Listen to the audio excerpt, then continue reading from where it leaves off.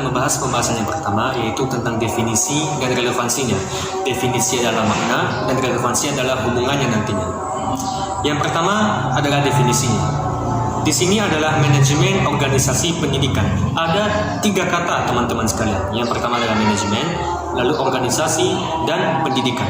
Yang pertama adalah tentang manajemen. Bagaimana definisinya? Definisinya, kalau secara bahasa atau secara etimologi, kata manajemen berasal dari bahasa Inggris, yaitu to manage, yang artinya adalah mengatur, mengarahkan, mempengaruhi, mengajak, memanfaatkan, dan lain-lain sebagainya. Itu kalau secara bahasa. Lalu kalau dalam gambar yang lebih luas, ada satu pendapat menurut ahli, yaitu menurut Mondi dan Prinex, yang dimana mereka mengemukakan bahwa management is the process of getting things done through the efforts of other people. Yang dimana maknanya adalah manajemen adalah usaha dari seseorang untuk mempengaruhi sekumpulan orang yang lainnya, yang dimana tujuan dari dia mempengaruhi itu adalah agar orang tersebut mau bekerja sama dengan orang yang mempengaruhi tadi untuk mencapai tujuan tertentu.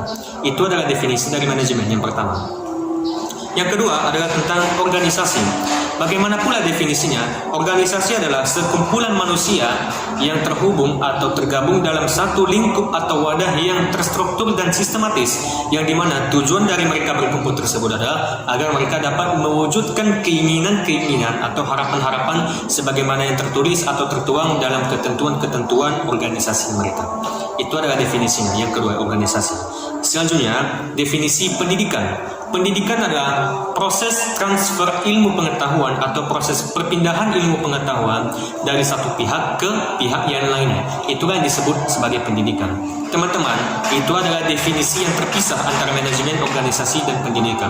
Lalu kalau kita gabungkan menjadi satu, yaitu manajemen organisasi pendidikan, maka itu maknanya adalah usaha dari sekumpulan orang yang tergabung dalam institusi-institusi pendidikan yang telah tercatat secara sah dan tercatat secara hukum, yang dimana bagaimana usaha mereka agar mereka dapat mempertahankan eksistensi mereka, dan bagaimana agar mereka dapat mengupgrade atau meningkatkan dari kualitas dan kuantitas dari sistem-sistem pendidikan yang ada di institusi mereka tersebut agar semakin baik ke depannya. Itu adalah definisinya antara manajemen organisasi pendidikan. Teman-teman sekalian, selanjutnya kita masuk kepada relevansinya atau hubungannya. Bagaimana antara ketiga hubungan atau ketiga unsur tadi bisa berkaitan antara satu dengan yang lainnya, antara manajemen, organisasi, dan pendidikan tadinya. Teman-teman, satu hal yang harus kita ketahui pertama dulu bahwa pendidikan itu adalah fenomena kebudayaan manusia. Fenomena pendidikan sudah ada sejak awal kemunculan manusia, sejak zaman purbakala, dari zaman dulu hingga zaman sekarang, yang dimana dalam proses perjalanan waktu itu pendidikan terus berprogres atau berinovasi dari waktu ke waktu, dari zaman ke zaman, dari masa ke masa. Dan itu dari situ kita dapat memahami bahwa pendidikan itu bersifat continuous atau terus berkelanjutan, dan merupakan sebuah keniscayaan atau sebuah hal yang pasti bahwa pendidikan merupakan kebutuhan primer bagi seluruh manusia, kebutuhan yang utama bagi manusia. Dan di zaman sekarang atau di zaman modern sekarang ini, pendidikan-pendidikan tersebut telah tergabung dalam organisasi-organisasi atau lembaga-lembaga yang telah tercatat secara hukum dan sah untuk menyebarkan pendidikan-pendidikan.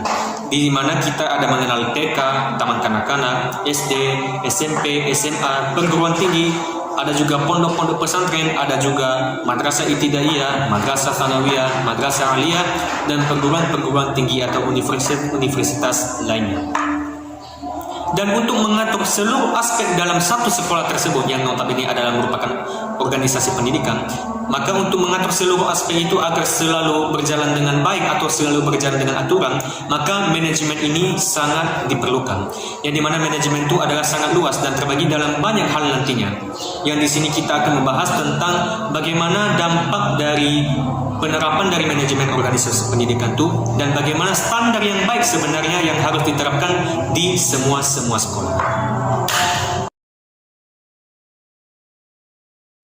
Menurut Graham Haydon, dalam banyak tempat dan waktu, maka boleh saja lebih ditentangkan bahwa pelaksanaan pendidikan mengenai apa yang terbaik bagi individu, kemudian pada waktu dan tempat lain lebih kepada memajukan apa yang terbaik bagi masyarakat.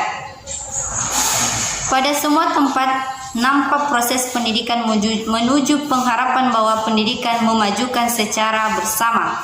Nilai yang dipandang sebagai yang terbaik dan membantu memecahkan masalah-masalah kehidupannya.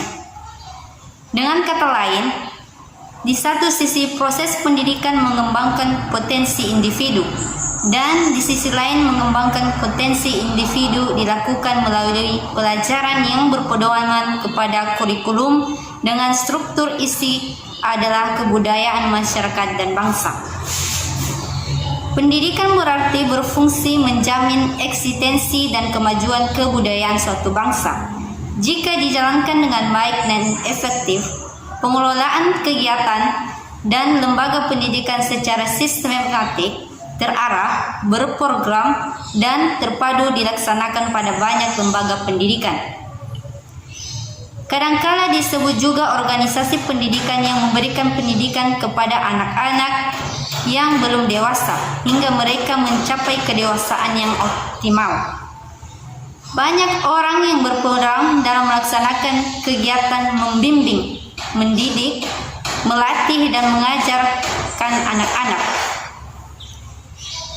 Karena itu, organisasi pendidikan mencirikan kepada kumpulan sejumlah orang yang peduli dan memberikan perhatian dan layanan terhadap pembinaan potensi anak dalam mencapai kedewasaan. Dengan derajat kedewasaan dan kematangan pribadi, maka anak-anak yang menyelesaikan pendidikan dapat mengisi berbagai peran di masyarakat dengan terorganisasian dalam berbagai jenis dan sifat organisasi kehidupan pula. Jika pendidikan suatu masyarakat maju, maka kebudayaan bangsa secara otomatis akan maju pula. Sebaliknya, pendidikan yang kurang efektif mengakibatkan kebudayaan masyarakat dan bangsa dinamikanya menjadi lambat dan tertinggal dari bangsa yang maju.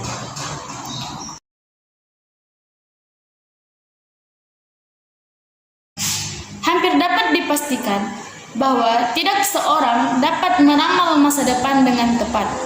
Oleh karena itu, tak peduli bagaimana bagusnya cara seorang dalam meramal, tidak boleh tidak bahwa kita berencana untuk ketidakpastian.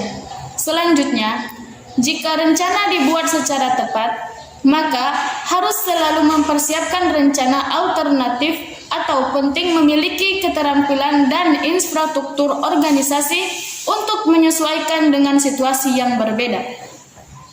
Untuk itu, setiap organisasi seharusnya mempelajari hal yang akan memberi mereka kemampuan untuk menyesuaikan dan melakukan yang terbaik dari setiap situasi. Ini berarti bahwa mereka seharusnya tidak mengembangkan rencana yang spesifik saja untuk setiap kegiatan, divisi atau bagian. Untuk hal yang memerlukan rencana spesifik, maka rencana untuk mengantisipasi kemungkinan yang terjadi juga harus dipersiapkan